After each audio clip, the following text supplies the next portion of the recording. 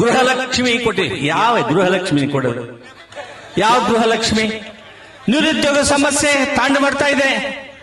2,000 ರೂಪಾಯಿ ಹೆಣ್ಣು ಮಕ್ಕಳು ಕೊಟ್ಬಿಟ್ರಿ. ಏನ್ ಭಿಕ್ಷೆ ಕೊಡ್ತಿದ್ಯಾ ನೀನು? ಭಿಕ್ಷೆ ಕೊಡ್ತೀಯಪ್ಪ ನೀನು? ಉದ್ಯೋಗ ಕೊಡಿ ಅಂತ ಹೇಳಿದ್ರೆ 2,00,000 ರೂಪಾಯಿ ಕೊಡ್ತೀನಿ ಅಂತ ಹೇಳ್ತಿದ್ಯಲ್ಲಪ್ಪ. ಉದ್ಯೋಗ ಸಮಸ್ಯೆ ಪರಿಹಾರ ಮಾಡಿದ್ಯಾ? ಪರ್ಮಿಷನ್ ಯಾಕೆ ಕೊಡ್ಲಿಲ್ಲ ನೀನು ಈ ಸಭೆ ಮಾಡಕ್ಕೆ? ಉಚ್ಚ ನ್ಯಾಯಾಲಯಕ್ಕೆ ಹೋಗ್ಬೇಕಾ? ಯಾರು ದುಡ್ಡು ಕೊಡೋದು? ಲಂಚದ ದುಡ್ಡು ನಿಮ್ಮ ಹತ್ರ ಇದೆ, ನಮ್ಮ ಹತ್ರ ಕಷ್ಟದ ದುಡ್ಡು ಇದೆ. ನಮ್ಮ ಜನರ ಬಂದೋಬಸ್ತ್ ಏನ್ ಬಂದೋಬಸ್ತು? ನಮ್ಮ ಜನರೇ ನಮ್ಗೆ ಬಂದೋಬಸ್ತು. ನಿನ್ ಬಂದೋಬಸ್ತ್ ನಮ್ಗೇನಕ್ಕೆ ಬೇಕಾಗಿದೆ? ನಿನ್ ಬಂದೋಬಸ್ತ್ ನಾವು ನಿನ್ಗೆ ರಕ್ಷಣೆ ಮಾಡಬೇಕು. ನಿಮ್ ಬಂದೋಬಸ್ತ್ ನಮ್ಗೇನಕ್ಕೆ ಬೇಕಾಗಿದೆ? ಇಲ್ವಾ? ಜನರು ಶಾಂತಿಯುತವಾಗಿ ಕೂತ್ಕೊಂಡಿಲ್ವಾ? 4 ಗಂಟೆಯಿಂದ ಕೂತ್ಕೊಂಡಿದ್ದಾರೆ. ಎಲ್ಲಿ ಏನಾಯ್ತು? ನೀನ್ ಬಂದೋಬಸ್ತ್ ಬೇಕಾಗಿಲ್ಲ. ಎಲ್ಲಿ ಅಹಿತಕರ ಘಟನೆಗಳಾಗ್ತಾ ಇವೆಯೋ ಅದನ್ನು ತಡೆ ಹಿಡೀರಿ. ಈ ವಿಷದ ನೀರನ್ನು ಕೊಟ್ಟು ನಮ್ಮನ್ನು ಸಾಯಿಸುವುದು ಬೇಡ ಅಂತ ಹೋರಾಟ ಮಾಡ್ತಿದ್ರೆ ಅದರ ಮೇಲೆ ನಿಮ್ಮ ಗದ ಪ್ರಹಾರ ಮಾಡ್ತೀರಾ? ಅವರೆಲ್ಲರೂ ಕೈ ತಕೊಂಡ್ರೆ ನೀವೆಲ್ಲರೂ ಎಷ್ಟು ಜನ ಎಲ್ಲಿರ್ತೀರಿ? ನೀವು ಎಲ್ಲಿರ್ತೀರಿ? ನೀವು ಹುಷಾರಾಗಿರಿ. ಇವತ್ತಿನಿಂದ ನಿಮ್ಮ ಬದಲಾವಣೆ ಆಗಬೇಕು. ಶಾಸಕರು ದುರ್ನಡತೆಯಿಂದ ನಡ್ಕೊಂಡ್ರೆ ಅವರ ವಿರೋಧ ಮಾಡೋದೇ ನಮ್ಮ ಕೆಲಸ, ಜನರ ಕೆಲಸ. ಅದು ಸಂವಿಧಾನದಲ್ಲಿ ಹಕ್ಕು. 19ನೇ ಅನುಚ್ಛೇದದಲ್ಲಿ ಕೊಡ್ತಾರೆ. ಪ್ರತಿಭಟನೆ ಹಕ್ಕು ಮೂಲಭೂತ ಹಕ್ಕು. ನೀನು ತಡೆಯಕ್ಕಾಗಲ್ಲ, ಪ್ರೆಸಿಡೆಂಟ್ ಆಫ್ ಇಂಡಿಯಾನು ತಡೆಯಕ್ಕಾಗಲ್ಲ, ಸುಪ್ರೀಂ ಕೋರ್ಟ್ ಕೂಡ ತಡೆಯಕ್ಕಾಗಲ್ಲ. ಹುಷಾರಾಗಿರಿ. ಮರಗಳನ್ನ, ಅರಣ್ಯ ಪ್ರದೇಶಗಳನ್ನ, ಗಣಿಗಳನ್ನ ಈ ಚೋರ್ಗೆ ಕೊಟ್ಬಿಟ್ಟು ಕೋಟ್ಯಾಂತರ ರೂಪಾಯಿ ಹಣ ಮಾಡ್ಕೊಳ್ಳಿಕ್ಕೆ ಅಲ್ಲಿ ಮಾಡಿಬಿಟ್ಟು ಕೋಟ್ಯಾಂತರ ರೂಪಾಯಿ ಜನರ ಮೇಲೆ ಇಲ್ಲಿ ಚುನಾವಣೆ ಬರೆದಾಗ ಅಲ್ಲಿ ಖರ್ಚು ಮಾಡಿ ಪ್ರತಿನಿಧಿಗಳಾದ್ರೆ ಅದು ಸರಿಯಾದ ಪ್ರತಿನಿಧಿತ್ವ ಅಲ್ಲ.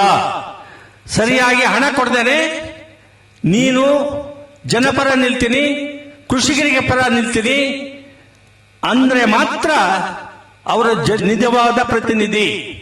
ಪೊಲೀಸ್ ಸ್ಟೇಷನ್ಸ್ ನಲ್ಲಿ ಈ ಕ್ಯಾಮೆರಾಗಳನ್ನು ಅಳವಡಿಸಬೇಕು ಅಂತ.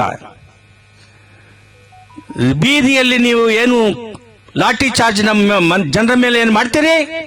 ಹ್ಯೂಮನ್ ರೈಟ್ಸ್ ವೈಲೇಷನ್ ಅಲ್ಲಿ ಹ್ಯೂಮನ್ ರೈಟ್ಸ್ ಕಮಿಷನ್ಗೆ ಹೋಗ್ತೀವಿ. ಹುಷಾರಾಗಿರಿ. ನಿಮ್ ಕೆಲಸ ನೀವು ಮಾಡಿ, ಕಾನೂನು ಪ್ರಕಾರ ನೋಡ್ಕೊಳ್ಳಿ. ಸಹಸ್ರಾರು ಜನರಿಗೆ ಅನ್ಯಾಯ ಆಗ್ತಾ ಇದೆ ಅಂತೇಳಿ ಹೋರಾಟ ಮಾಡುವಾಗ ಅವನ್ನೆಲ್ಲ ಅರೆಸ್ಟ್ ಮಾಡ್ತಕ್ಕಂಥ ಅಧಿಕಾರ ಯಾವ ಕಾನೂನಲ್ಲಿ ನೀವು ಅರೆಸ್ಟ್ ಮಾಡೋದು? ಆ ರೀತಿ ಬ್ರಿಟಿಷರು ಪ್ರಜಾಪ್ರಭುತ್ವದ ನಡವಳಿಕೆ ನಿಮ್ದು ಆಗುತ್ತದ? ಪ್ರಜಾಪ್ರಭುತ್ವ ಅಂದ್ರೆ ಏನು? ಎಲ್ಲಿ ಅನ್ಯಾಯ ಆಗ್ತದೆ ಅಲ್ಲಿ ಹೋರಾಟ ನಡೀತದೆ, ಎಲ್ಲಿ ಅನ್ಯಾಯ ಆಗ್ತದೆ ಅಲ್ಲಿ ಧರಣಿ ನಡೀತದೆ. ಅವರಿಗೆ ಸಂರಕ್ಷಣೆ ನೀಡ್ತಕ್ಕಂಥದ್ದು ಜವಾಬ್ದಾರಿ ನಿಮ್ದು. ಪರ್ಮಿಷನ್ ಯಾಕೆ ಕೊಡ್ಲಿಲ್ಲ ನೀನು ಈ ಸಭೆ ಮಾಡೋಕೆ? ಉಚ್ಚ ನ್ಯಾಯಾಲಯಕ್ಕೆ ಹೋಗ್ಬೇಕಾ? ಯಾರು ದುಡ್ಡು ಕೊಡೋದು? ಲಂಚದ ದುಡ್ಡು ನಿಮ್ಮ ಹತ್ರ ಇದೆ, ನಮ್ಮ ಹತ್ರ ಕಷ್ಟದ ದುಡ್ಡು ಇದೆ ನಮ್ಮ ಜನರ ಹತ್ರ. ಅರ್ಥ ಆಯ್ತಾ? ಏನ್ ಹೇಳಿದ್ರು ಜಡ್ಜು? ಏನ್ ಹೇಳಿದ್ರು ಜಡ್ಜ್ ನಿಮಗೆ? ಜಡ್ಜ್ ಅಲ್ಲಿ ಏರ್ ಮಾಡುವಾಗ ತಿರುಗಿ ನಾವು ಇವಾಗ ಪರ್ಮಿಷನ್ ಕೊಡ್ತೀವಿ ಅಂತ ಹೇಳ್ತೀಯಲ್ಲ, ಮೊದಲು ಕೊಟ್ರೆ ನಿನಗೇನೆ ಸರಿಯಾಗಿ ಮರ್ಯಾದೆ ಇರಲಿಲ್ವಾ? ಯಾರಿದು? ಪರ್ಮಿಷನ್ ಕೇಳಿದಾಗ ಅರ್ಜಿನ ವಿಲೇವಾರಿ ಮಾಡ್ತಕ್ಕಂಥ ಜವಾಬ್ದಾರಿ ನಿಂದು. ಬಂದೋಬಸ್ತ್ ಏನ್ ಬಂದೋಬಸ್ತು? ನಮ್ಮ ಜನರೇ ನಮ್ಗೆ ಬಂದೋಬಸ್ತು. ನಿನ್ ಬಂದೋಬಸ್ತ್ ನಮ್ಗೇನ್ ಬೇಕಾಗಿದೆ? ನಿನ್ ಬಂದೋಬಸ್ತ್ ನಾವು ನಿನ್ಗೆ ರಕ್ಷಣೆ ಮಾಡಬೇಕು. ನಿಮ್ ಬಂದೋಬಸ್ತ್ ನಮ್ಗೇನಕ್ಕೆ ಬೇಕಾಗಿದೆ? ಇಲ್ವಾ? ಜನರು ಶಾಂತಿಯುತವಾಗಿ ಕೂತ್ಕೊಂಡಿಲ್ವಾ? 4 ಗಂಟೆಯಿಂದ ಕೂತ್ಕೊಂಡಿದ್ದಾರೆ. ಎಲ್ಲಿ ಏನಾಯ್ತು? ನೀನು ಬಂದೋಬಸ್ತ್ ಬೇಕಾಗಿಲ್ಲ. ಎಲ್ಲಿ ಅಹಿತಕರ ಘಟನೆಗಳಾಗ್ತಾ ಇವೆಯೋ ಅದನ್ನು ತಡೆ ಹಿಡೀರಿ. ಎಲ್ಲಿ ಈ ಸಾರಾಯಿ ಲಿಕ್ಕರ್ ಮಾಡ್ತಾ ಇದ್ದ ಅದನ್ನ ಸರಿ ಮಾಡ್ರಿ. ನಾಚಿಕೆ ಆಗಲ್ವಾ ನಿಮಗೆ? ಏನು ಹೋರಾಟ ಮಾಡ್ತೀವಿ? ವಿಷದ ನೀರನ್ನು ಕೊಡ್ತಾ ಇದ್ದಾರೆ. ಅನ್ನದಾತರು ನಾವು. ಈ ದೇಶದ ಜನರಿಗೆ ನಾವು ರಕ್ಷಣೆ ಮಾಡ್ತೀವಿ, ಅನ್ನ ಕೊಡ್ತೀವಿ. ಈ ವಿಷದ ನೀರನ್ನು ಕೊಟ್ಟು ನಮ್ಮನ್ನು ಸಾಯಿಸುವುದು ಬೇಡ ಅಂತ ಹೋರಾಟ ಮಾಡ್ತಿದ್ರೆ ಅದರ ಮೇಲೆ ನಿಮ್ಮ ಗದ ಪ್ರಹಾರ ಮಾಡ್ತೀರಾ? ಅವರೆಲ್ಲರೂ ಕೈ ತಕೊಂಡ್ರೆ ನೀವೆಲ್ಲರೂ ಎಷ್ಟು ಜನ ಎಲ್ಲಿರ್ತೀರಿ? ನೀವು ಎಲ್ಲಿರ್ತೀರಿ? ನೀವು ಹುಷಾರಾಗಿರಿ. ಇವತ್ತಿನಿಂದ ನಿಮ್ಮ ಬದಲಾವಣೆ ಆಗಬೇಕು. ಪ್ರಸಾದ್ ಅವರು ಹೇಳಿದ್ರು, ನಿಮ್ಮ ಮಕ್ಕಳಿಗೋಸ್ಕರ ಕೂಡ ನಾವು ಹೋರಾಟ ಮಾಡ್ತಿದೀವಿ, ನಿಮಗೋಸ್ಕರ ಕೂಡ ನಾವು ಹೋರಾಟ ಮಾಡ್ತಿದೀವಿ. ಆದ್ರಿಂದ ಇನ್ನು ಮುಂದೆ ನಮ್ಮ ಹೋರಾಟಗಾರರ ಬಗ್ಗೆ ಏನಾದ್ರೂ ನೀವು ಸರಿಯಾದ ನೀತಿಯಲ್ಲಿ ನಡ್ಕೊಳ್ಳಿಲ್ಲ ಅಂದ್ರೆ ಸರಿ ಇರುವುದಿಲ್ಲ. ಕಿವಿ ಮಾತಲ್ಲ, ಎಚ್ಚರಿಕೆ ಮಾತನ್ನು ನಾನು ಹೇಳ್ತಾ ಇದ್ದೀನಿ. ಸರಿಯಾದ ರೀತಿಯಲ್ಲಿ ಶಾಸಕರ ಪ್ರೈವೇಟ್ ಪ್ರಾಪರ್ಟಿ ಅಲ್ಲ ಇದು. ಶಾಸಕರು ದುರ್ನಡತೆಯಿಂದ ನಡ್ಕೊಂಡ್ರೆ ಅವರ ವಿರೋಧ ಮಾಡೋದೇ ನಮ್ಮ ಕೆಲಸ, ಜನರ ಕೆಲಸ. ಅದು ಸಂವಿಧಾನದಲ್ಲಿ ಹಕ್ಕು, 19ನೇ ಅನುಚ್ಛೇದದಲ್ಲಿ ಕೊಡ್ತಾರೆ. ಪ್ರತಿಭಟನೆ ಹಕ್ಕು ಮೂಲಭೂತ ಹಕ್ಕು. ನೀನು ತಡೆಯಕ್ಕಾಗಲ್ಲ, ಪ್ರೆಸಿಡೆಂಟ್ ಆಫ್ ಇಂಡಿಯಾನು ತಡೆಯಕ್ಕಾಗಲ್ಲ, ಸುಪ್ರೀಂ ಕೋರ್ಟ್ ಕೂಡ ತಡೆಯಕ್ಕಾಗಲ್ಲ. ಹುಷಾರಾಗಿರಿ.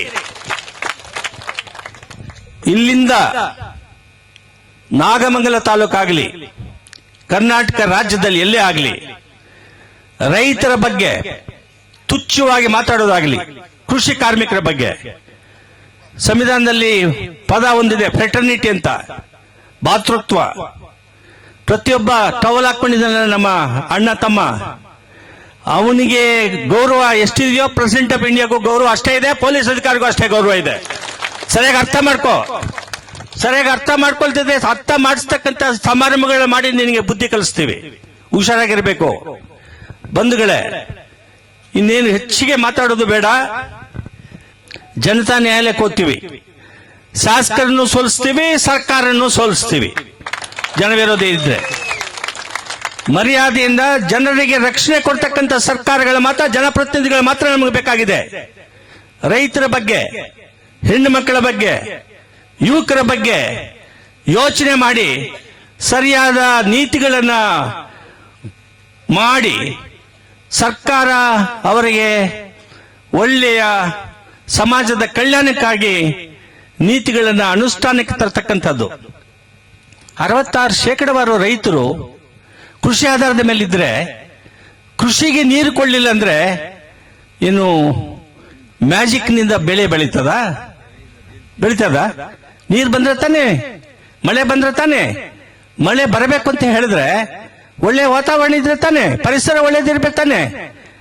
ಮರಗಳನ್ನ, ಅರಣ್ಯ ಪ್ರದೇಶಗಳನ್ನ, ಗಣಿಗಳನ್ನ ಈ ಚೋರ್ಗೆ ಕೊಟ್ಬಿಟ್ಟು ಕೋಟ್ಯಾಂತರ ರೂಪಾಯಿ ಹಣ ಮಾಡ್ಕೊಳ್ಳಿಕ್ಕೆ ಅಲ್ಲಿ ಮಾಡಿಬಿಟ್ಟು ಕೋಟ್ಯಾಂತರ ರೂಪಾಯಿ ಜನರ ಮೇಲೆ ಇಲ್ಲಿ ಚುನಾವಣೆ ಬರೆದಾಗ ಅಲ್ಲಿ ಖರ್ಚು ಮಾಡಿ ಪ್ರತಿನಿಧಿಗಳಾದ್ರೆ ಅದು ಸರಿಯಾದ ಪ್ರತಿನಿಧಿತ್ವ ಅಲ್ಲ.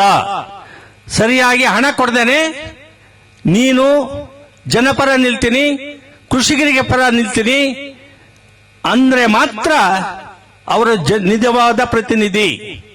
ಆದ್ರಿಂದ ನೀವು ಇವತ್ತು ನಮ್ಮ ಪರಿಸರ ಅಂತಕ್ಕಂಥದ್ದು, ಒಳ್ಳೆಯ ನೀರನ್ನು ಕೊಡತಕ್ಕಂಥದ್ದು ಸಂವಿಧಾನದ ಅಡಿಯಲ್ಲಿ ಆದ್ಯ ಕರ್ತವ್ಯ ಸರ್ಕಾರದ್ದು.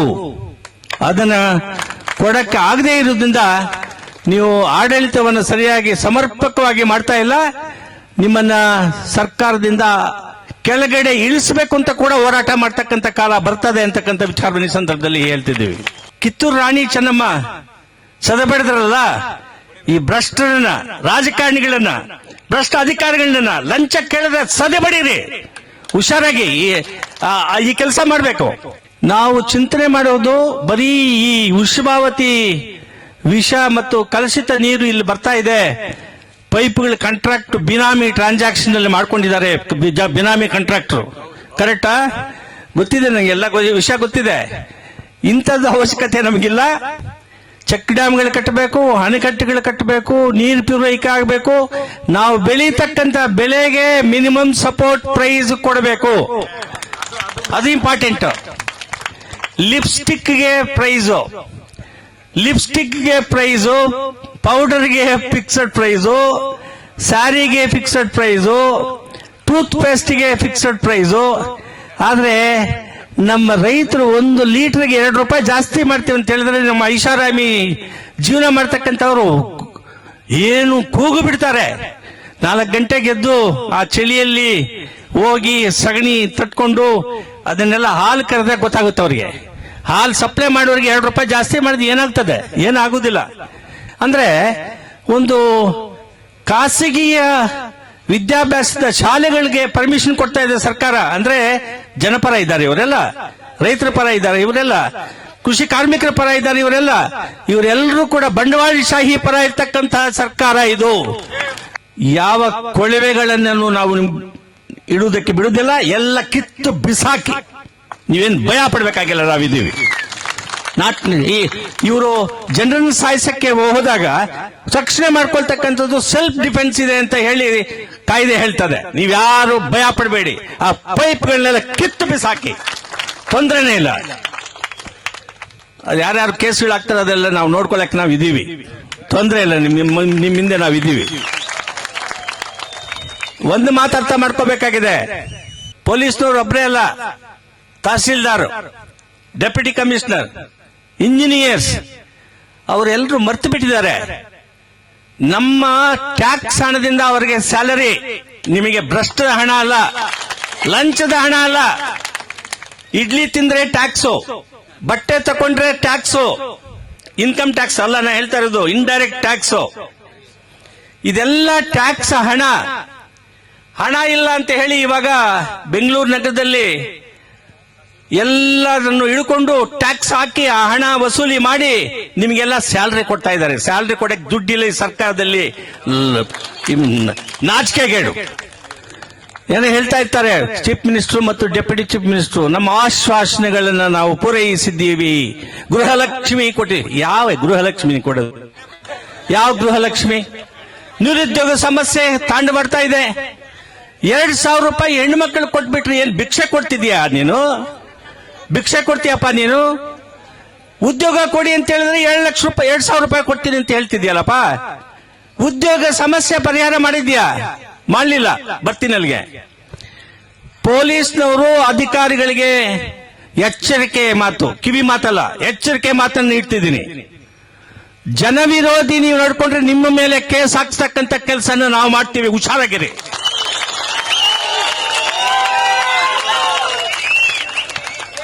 ಏನು ಹೆಣ್ಣುಮಕ್ಕಳಿಗೆ ನಿಮ್ಗೆ ಅಧಿಕಾರ ಇದೆ ಅಂತ ಹೇಳ್ಬಿಟ್ಟು ಅರೆಸ್ಟ್ ಮಾಡಿ ಬಸ್ಗಳಲ್ಲಿ ತುಂಬಿಸಿ, ಕುರಿಗಳನ್ನು ತುಂಬಿಸಿದಾಗೆ ಬೀದಿಗಳೆಲ್ಲ ಅಡ್ಡಾಡಿಸಿ ಕೊನೆಗೆ ಬೇಲ್ ತಕೊಳ್ಳಿ, ನಿಮ್ಮ ಮೇಲೆ ಪ್ರೈವೇಟ್ ಕಂಪ್ಲೇಂಟ್ ಹಾಕಿ ಒಳಗಡೆ ನಿಮ್ಮನ್ನು ಕಳಿಸ್ತೀವಿ, ಹುಷಾರಾಗಿರಿ ಅಂತ ಇನ್ನೊಂದ್ಸಲ ಹೇಳ್ತಾ ಇದ್ದೀನಿ. ಏನು ಜನ ಇಲ್ಲಿ ಅಬಲೆಯರಲ್ಲ, ಇವರು ರೈತರು ಮತ್ತು ಹೆಣ್ಣುಮಕ್ಕಳು, ನಮ್ಮಂತ ಅವ್ರು ಬದುಕಿದ್ದೀವಿ. ಇಲ್ಲಿಂದ ಸುಪ್ರೀಂ ಕೋರ್ಟ್ ವರೆಗೂ ನಿಮ್ಮ ಪರ ನಾವು ಇರ್ತೀವಿ. ಇದ್ದಾರೆ ಲಾಯರ್ಗಳು. ಏನಾದ್ರೂ ಇನ್ನೊಂದ್ಸಲ ದುರ್ನಡತೆಯಿಂದ ನಮ್ಮ ಹೆಣ್ಣುಮಕ್ಕಳನ್ನಾಗ್ಲಿ, ರೈತರನ್ನಾಗ್ಲಿ, ಕೃಷಿ ಕಾರ್ಮಿಕರನ್ನಾಗ್ಲಿ ಅರೆಸ್ಟ್ ಮಾಡಿದ್ರೆ ನೆಕ್ಸ್ಟ್ ಮ್ಯಾಜಿಸ್ಟ್ರೇಟ್ ಕೋರ್ಟ್ ನಲ್ಲಿ ಸಬ್ ಇನ್ಸ್ಪೆಕ್ಟರ್, ಸರ್ಕಲ್ ಇನ್ಸ್ಪೆಕ್ಟರ್ ಅವ್ರ ಎಲ್ಲರ ಮೇಲೂ ಕೂಡ ಕೇಸ್ ಹಾಕ್ತೀವಿ, ಹುಷಾರಾಗಿರಿ. ನೀವು ನಮ್ಮ ಸೇವಕರು, ನಾವು ಯಜಮಾನರು, ಹುಷಾರಾಗಿರಬೇಕು. ಅಧಿಕಾರ ದುರುಪಯೋಗ ಮಾಡಿದ್ರೆ ನಿಮ್ಮ ಮೇಲೆ ಲೋಕಾಯುಕ್ತಗೆ ಕಂಪ್ಲೇಂಟ್ ಕೊಟ್ಟು ಲೋಕಾಯುಕ್ತ ನಿಮ್ಮ ಮೇಲೆ ಕ್ರಮ ಜರುಗಿಸಿ ಅಂತ ಹೇಳ್ತೀವಿ, ಹುಷಾರಾಗಿರ್ಬೇಕು. ನೀವು ಅಧಿಕಾರ ದುರುಪಯೋಗ ಮಾಡಿ ಜನರ ಮೇಲೆ ಕೇಸ್ ಹಾಕಿದ್ರೆ ಅರ್ಜಿ ಬರೆಯಕ್ಕೆ ಜನ ನಮ್ಮ ಹತ್ರ ಇದ್ದಾರೆ, ನಿಮ್ಮ ಮೇಲೆ ಕೇಸ್ ಹಾಕ್ತೀವಿ. ಲೋಕಾಯುಕ್ತ ಅವರು ನಿಮ್ಮ ಮನೆ ಮೇಲೆ ಡಿಸ್ಪ್ರಪೋರ್ಷನೇಟ್ ಪ್ರಾಪರ್ಟಿ ನೀವು ಎಷ್ಟು ಮಾಡಿದ್ದೀರಿ ಅಂತ ತಕೊಂಡು ನಿಮ್ಮ ಮನೆ ರೈಡ್ ಮಾಡಿಸ್ತಕ್ಕಂಥ ಕೆಲಸ ಮಾಡಿಸ್ತೀವಿ, ಹುಷಾರಾಗಿರ್ಬೇಕು. ನೀವು ಸತ್ಯ ಹರಿಶ್ಚಂದ್ರರಲ್ಲ, ನಮಗೆ ಗೊತ್ತಿದೆ ನಿಮ್ಮ ಬಂಡವಾಳಗಳು, ರಾಜಕೀಯ ಜನರ ಬಂಡವಾಳಗಳು. ಪ್ರತಿಯೊಂದಕ್ಕೂ ಹಣ ತಗೊಳ್ತೀರಿ. ಕಂಪ್ಲೇಂಟ್ ಕೊಟ್ರೆ ಹಣ, ಅಪರಾಧಿ ಹತ್ರ ಹಣ, ಇದೆಲ್ಲ ಗೊತ್ತಿರೋದು ನಮಗೆ. ನಿಮಗೆ ನೀವು ಬಂದಾಗ ಹೇಗಿದ್ರಿ, ಆಮೇಲೆ ಎಷ್ಟು ಮನೆಗಳು ಮಾಡಿದ್ದೀರಿ, ಎಷ್ಟು ಬಂಗಾರ ನಿಮ್ಮ ಹೆಂಗಸರ ಮೇಲೆ ವಜ್ರ ವೈಡೂರಿಗಳು ಎಲ್ಲಿಂದ ಬಂದಿದೆ? ಕಷ್ಟಪಟ್ಟು ನಿಮ್ಮ ಸಂಬಳದಲ್ಲಿ ಇವೆಲ್ಲ ಮಾಡಕ್ಕಾಗ್ತದ? ಹುಷಾರಾಗಿರಿ. ನೀವೇನಾದ್ರೂ ದುರ್ನಡತೆಯಿಂದ ನಡ್ಕೊಂಡ್ರೆ, ಅಧಿಕಾರವನ್ನ ದುರುಪಯೋಗ ಪಡಿಸಿದ್ರೆ ನಿಮ್ಮ ಮನೆ ರೈಡ್ ಮಾಡಿ ಅಂತೇಳಿ ಅರ್ಜಿಗಳನ್ನ ಲೋಕಾಯುಕ್ತಗೆ ಕೊಡ್ತೀವಿ. ಅಧಿಕಾರನ ದುರುಪಯೋಗ ಮಾಡಬೇಡಿ. ಇವತ್ತು ಪ್ರಜಾಪ್ರಭುತ್ವದ ವ್ಯವಸ್ಥೆ, ಸಂಸದೀಯ ಪ್ರಜಾಪ್ರಭುತ್ವ ವ್ಯವಸ್ಥೆ, ಎಲ್ಲ ಪ್ರಜೆಗಳು ಸಮಾನರು ಅಂತ ಸಂವಿಧಾನದಲ್ಲಿ ಅಂಬೇಡ್ಕರ್ ಅವರು 14ನೇ ಅನುಚ್ಛೇದದಲ್ಲಿ ಕೊಟ್ಟಿದ್ದಾರೆ. ನೀನು ಸಬ್ ಇನ್ಸ್ಪೆಕ್ಟರ್ ಆಗಿರ್ಬೋದು, ಡೆಪ್ಯೂಟಿ ಕಮಿಷನರ್ ಆಗಿರ್ಬೋದು, ಚೀಫ್ ಸೆಕ್ರೆಟರಿ ಆಗಿರ್ಬೋದು, ಚೀಫ್ ಮಿನಿಸ್ಟರ್ ಆಗಿರ್ಬೋದು, ಜಡ್ಜ್ ಆಗಿರ್ಬೋದು, IAS ಆಫೀಸರ್ ಆಗಿರ್ಬೋದು, ಪ್ರೆಸಿಡೆಂಟ್ ಆಫ್ ಇಂಡಿಯಾ ಆಗಿರ್ಬೋದು, ಗವರ್ನರ್ ಆಗಿರ್ಬೋದು, ಸುಪ್ರೀಂ ಕೋರ್ಟ್ ನ್ಯಾಯಮೂರ್ತಿ, ಚೀಫ್ ಜಸ್ಟಿಸ್ ಆಗಿರ್ಬೋದು, ಎಲ್ಲರೂ ಸರಿಸಮಾನರು ಸಂವಿಧಾನದಲ್ಲಿ ಅಂತಕ್ಕಂಥದ್ದನ್ನ ಅರಿವು ಮಾಡ್ಕೋಬೇಕಾಗಿದೆ.